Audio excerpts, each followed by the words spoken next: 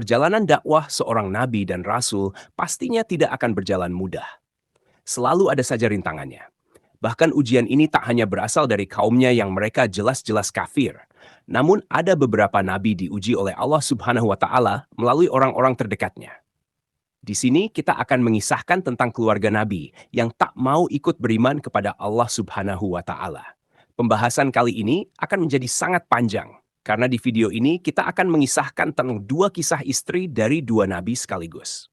Yang pertama adalah kisah istri dari Nabi Nuh alaihi salam dan yang kedua adalah cerita istri dari Nabi Lut alaihi salam. Kedua istri ini dikisahkan tak mau mengikuti risalah kenabian dari suaminya. Maka azab apa yang Allah Subhanahu wa taala turunkan kepada mereka? Untuk itu di video kali ini kita akan membahas tentang azab istri Nabi yang tidak mau beriman. Assalamualaikum warahmatullahi wabarakatuh, sobat beriman yang dimuliakan Allah. Mohon bantu channel ini supaya terus berkembang dengan cara like, komen, dan subscribe. Semoga kita selalu dalam keadaan sehat walafiat dan dimudahkan rezekinya. Amin, ya Rabbal Alamin. Yang pertama, kita akan menceritakan tentang kisah istri dari Nabi Nuh alaihi salam. Dari Ibnu Abbas radhiyallahu anhu berkata, Allah Subhanahu wa taala mengangkat Nuh sebagai nabi ketika usianya 40 tahun dan masa dakwahnya selama 950 tahun.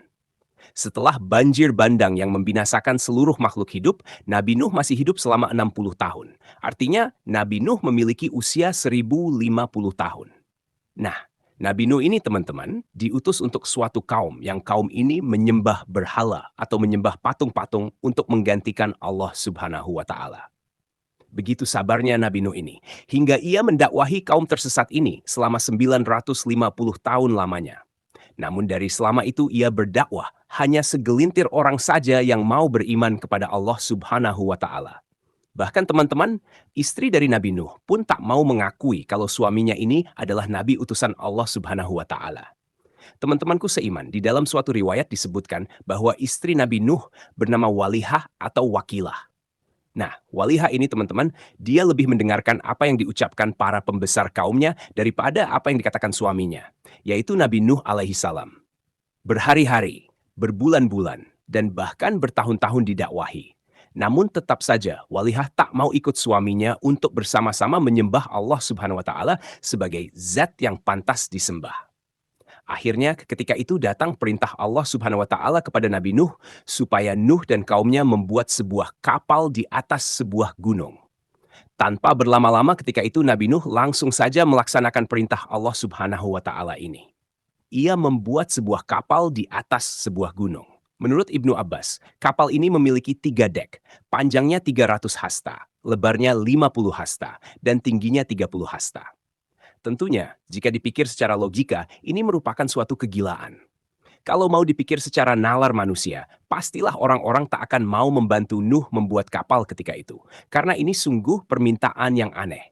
Dan wajar saja ketika itu hanya segelintir orang saja yang mau ikut membuat kapal ini. Tapi teman-teman, ini tak bisa dilogikakan pakai akal manusia. Tentunya ini harus diterima dengan iman. Membuat kapal di tepi laut saja sudah sulit. Ini mau buat kapal di atas gunung, pastilah akan butuh waktu yang sangat lama. Bahkan diriwayatkan, dijelaskan bahwasanya pengerjaan kapal Nabi Nuh menghabiskan waktu selama 2 tahun. Bahkan ketika proses pembangunan kapal ini, para pembesar-pembesar kaum ini mengatakan bahwasanya Nuh telah gila. Sobat beriman yang dimuliakan Allah, setelah kapal ini selesai dibangun. Dan ketika itu Nabi Nuh diperintahkan Allah Subhanahu wa taala untuk mengajak kaumnya yang beriman masuk ke dalam kapal tersebut, disertai dengan hewan-hewan yang berpasang-pasangan. Lalu tiba-tiba siang hari itu, langit menjadi gelap tanpa sedikit pun cahaya matahari dapat menembus tebalnya awan hitam. Siang itu dirasa seperti malam hari yang gelap gulita tanpa cahaya. Tak lama dari itu, hujan turun dengan lebatnya. Air hujan ini turun begitu rapat, tak seperti biasanya. Nabi Nuh sempat memastikan rombongannya supaya benar-benar masuk ke dalam kapal. Di dalam kapal ia cek anggota keluarganya. Hanya ada 3 anaknya saja, Sam, Ham, dan Yafet. Nuh tidak melihat putra sulungnya, yaitu Kanaan, dan istrinya berada di dalam kapal ini. Sekali lagi Nabi Nuh mencoba mengajak istri dan putranya ini. Ia keluar kapal dan mencari-cari keberadaan istrinya. Ketika Nuh telah bertemu dengan istrinya, Nabi Nuh alaihissalam sempat mengajaknya untuk ikut dalam kapalnya. Tapi istrinya tetap saja menolak. Padahal sudah ada tanda-tanda bahwa akan terjadi banjir besar. Pilihan istrinya sudah bulat.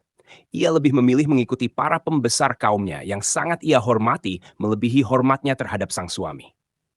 Nabi Nuh pun menjadi sedih karena penolakan ini. Dengan berat hati Nabi Nuh melangkah meninggalkan istrinya. Sambil berjalan meninggalkan istrinya, Nabi Nuh sama sekali tak mau menengok ke belakang karena ia tahu bahwasanya azab Allah Subhanahu wa taala akan segera datang pada istrinya yang durhaka ini. Teman-temanku seiman, kemudian Nabi Nuh mencoba mencari keberadaan putra sulungnya, yaitu Kanaan. Ketika itu, hujan sudah mulai terlihat lebih lebat dari sebelumnya. Awan pun sudah semakin gelap. Bahkan banjir ketika itu sudah semakin tinggi. Perkampungan kaum ini pun sudah tenggelam oleh banjir yang luar biasa. Singkat cerita, Nabi Nuh melihat putranya dari kejauhan. Ia melihat putranya ini sedang mencoba lari ke atas sebuah gunung. Kanaan berpikir azab itu tak akan menenggelamkannya jika ia lari ke puncak gunung. Nabi Nuh pun menjadi tambah sedih bahwasanya putranya tak percaya bahwa banjir ini akan menenggelamkan gunung itu juga. Lalu Nabi Nuh pun kembali ke kapal tanpa ia bisa membawa istri dan putranya itu. Tak butuh waktu lama, banjir ketika itu mulai menenggelamkan semua hal yang ditemuinya. Bahkan gunung yang dinaiki Kanaan pun mulai perlahan tenggelam. Akhirnya, anak dan istrinya yang durhaka ini mati ditelan azab Allah Subhanahu wa taala. Sobat Jazirah Ilmu yang dimuliakan Allah, kisah istri yang durhaka kedua datang dari Nabi Luth alaihi salam. Di dalam riwayat, istrinya ini bernama Wailah. Sama seperti kisahnya Nabi Nuh alaihissalam tadi, Nabi Lut setiap hari selalu bersusah payah untuk mendakwahi istrinya ini, supaya ia mau beriman kepada Allah Subhanahu wa Ta'ala. Nabi Lut diutus kepada kaum Sodom. Kaum Sodom adalah kaum yang dibinasakan Allah Subhanahu wa Ta'ala karena perilaku seks yang menyimpang. Di kaum Sodom inilah untuk pertama kalinya peristiwa homoseksual terjadi di atas bumi ini. Laki-laki menyukai laki-laki dan wanita menyukai wanita. Allah Subhanahu wa Ta'ala memerintahkan kepada Luth untuk meluruskan orang-orang kaum Sodom ini, supaya mereka kembali ke jalan yang benar. Teman-temanku seiman, bertahun-tahun didakwahi, tapi mereka tak mau juga merubah kebiasaannya ini. Bahkan sedihnya lagi, istri dari Nabi Luth merupakan bagian dari kaum yang menyimpang ini. Ia durhaka kepada suaminya, tak mau mendengar kebaikan dari suaminya. Istrinya lebih memilih ikut bersama kaum yang dimurkai Allah Subhanahu wa Ta'ala ini. Setiap hari didakwahi, mereka tak mau juga menghilangkan kebiasaan buruk itu. Akhirnya Nabi Luth pun menyerahkan permasalahan ini kepada Allah Subhanahu wa Ta'ala. Teman-temanku seiman, pada suatu hari Allah Subhanahu wa Ta'ala mengutus malaikatnya untuk merubah wujudnya menjadi laki-laki yang sangat tampan. Nah, malaikat yang menjelma menjadi manusia ini, ketika sampai di negeri Sodom, ia langsung datang ke rumah Nabi Luth alaihi salam. Dan ketika sampai di rumah Nabi Luth melihat rupa dari tamunya ini begitu tampan. Kemudian Nabi Luth khawatir.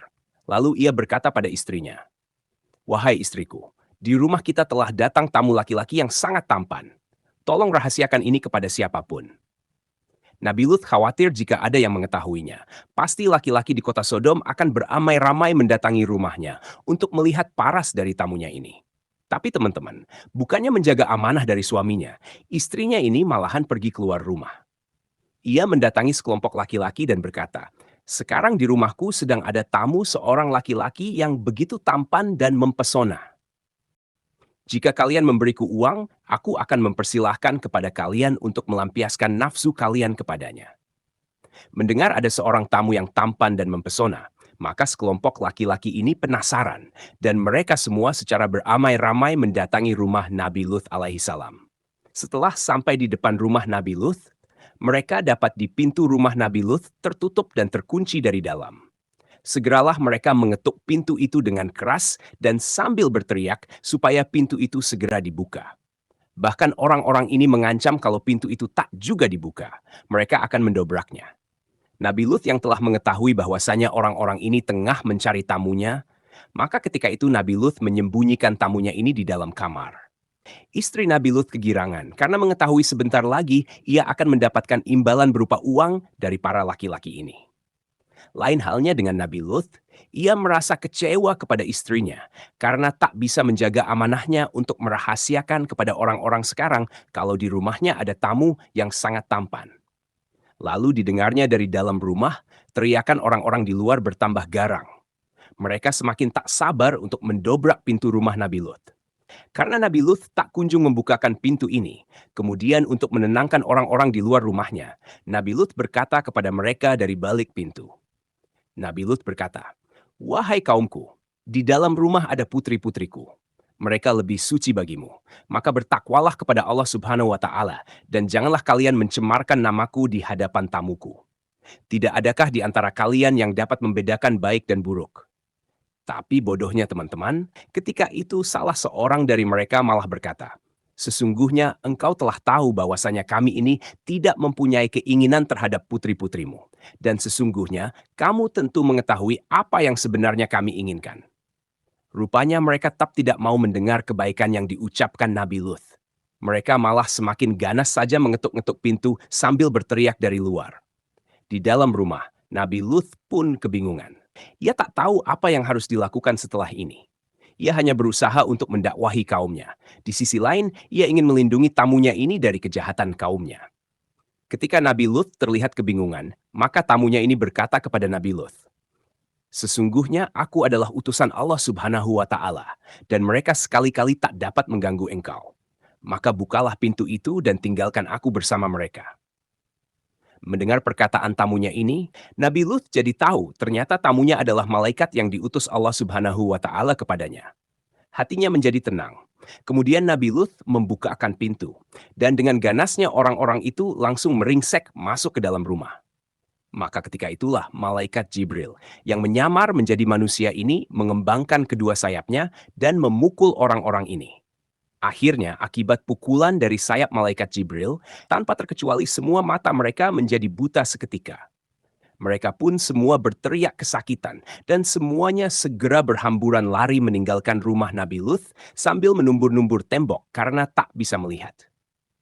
Kemudian malaikat Jibril memberitahu bahwasanya azab dari Allah Subhanahu wa Ta'ala akan datang di waktu subuh nanti. Lalu Jibril memerintahkan kepada Nabi Lut untuk segera pergi dengan membawa keluarga dan kaumnya yang beriman pada malam ini. Dan tibalah waktu malam hari, Nabi Lut dan kaumnya yang beriman cepat-cepat pergi meninggalkan kota Sodom. Sementara itu, istrinya tak mau ikut dengannya, karena sedari awal istrinya ini memang tak percaya pada dakwah suaminya. Nabi Lut pun pergi keluar kota Sodom dengan meninggalkan istrinya yang durhaka kepadanya.